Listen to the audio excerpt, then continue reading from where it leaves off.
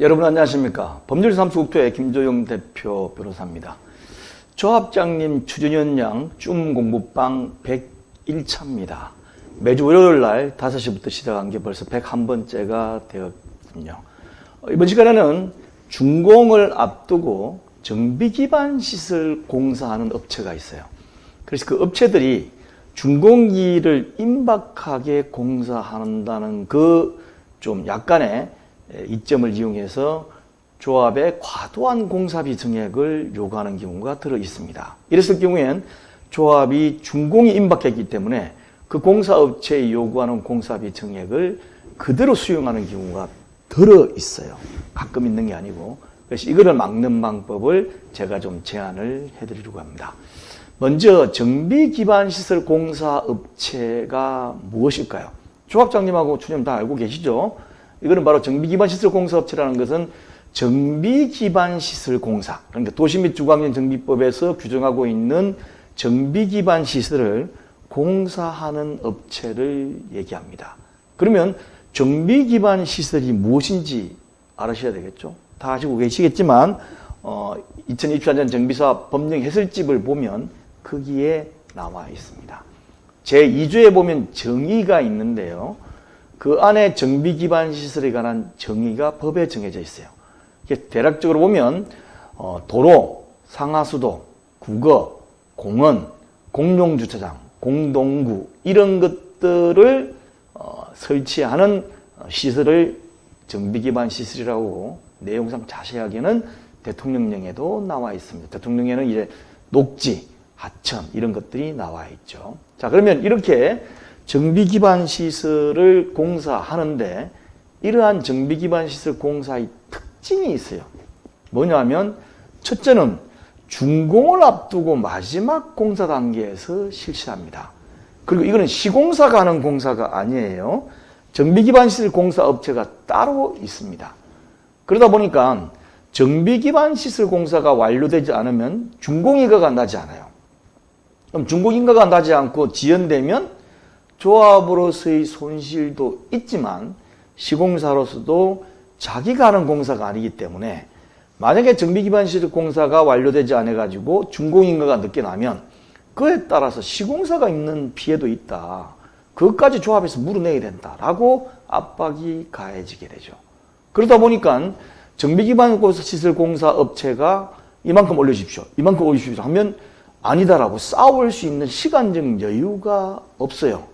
그러다 보니까 달라는 대로 줄 수밖에 없는데 주로 제가 경험해 본 두 가지 사례를 한번 해보겠습니다.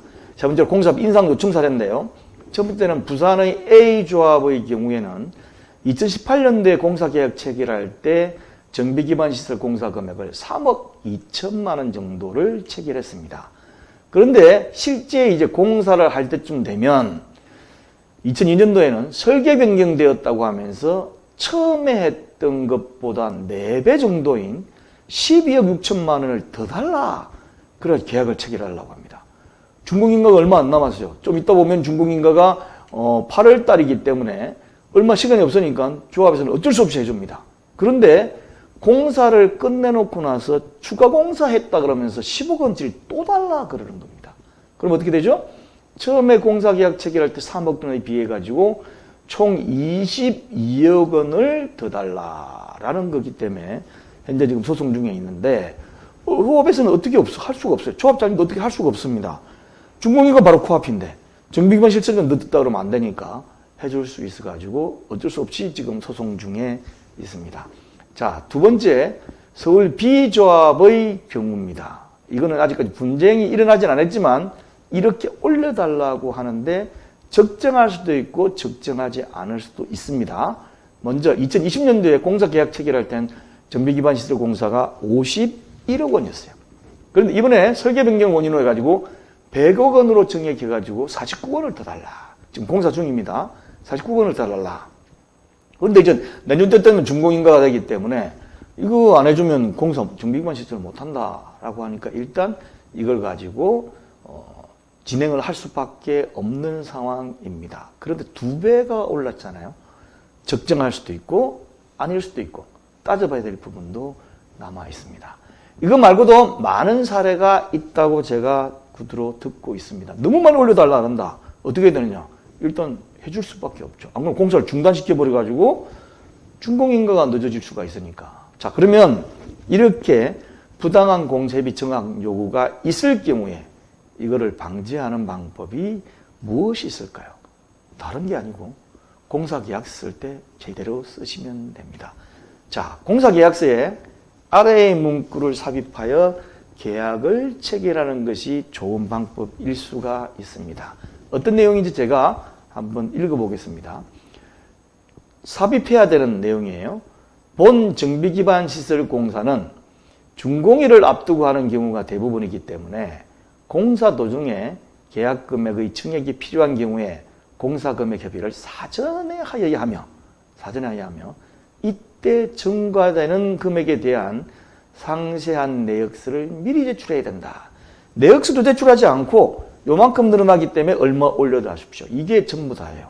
실질적으로 얼마가 들어가기 상세하게 되는 경우는 별로 없는 것 같습니다. 그리고 그 다음에 계속해서 넣어야 될 조문이 설령 공사금액 증액 협의가 되지 않는다고 하여도 그러니까 정비기반시설공사죠. 업체죠.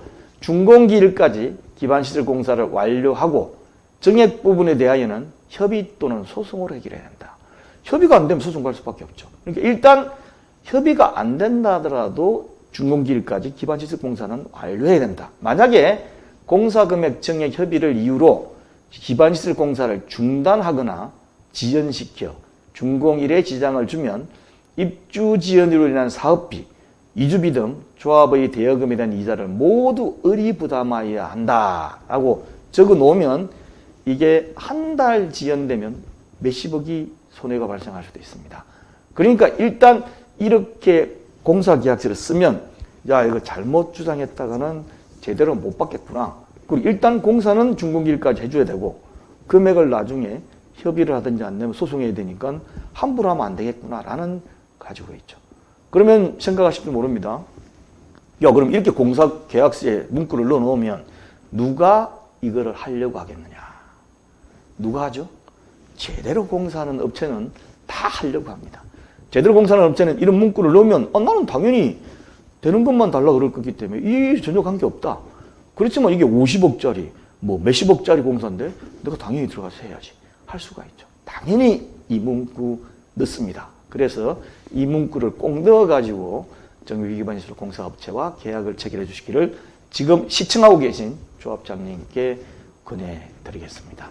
자, 홈페이지 r119co.kr에 오면 쉽게 푸는 재건축 재개발란의 11번째 공부방란에 이 영상을 넣어 놓도록 하겠습니다. 참조해 주시기 바랍니다. 감사합니다.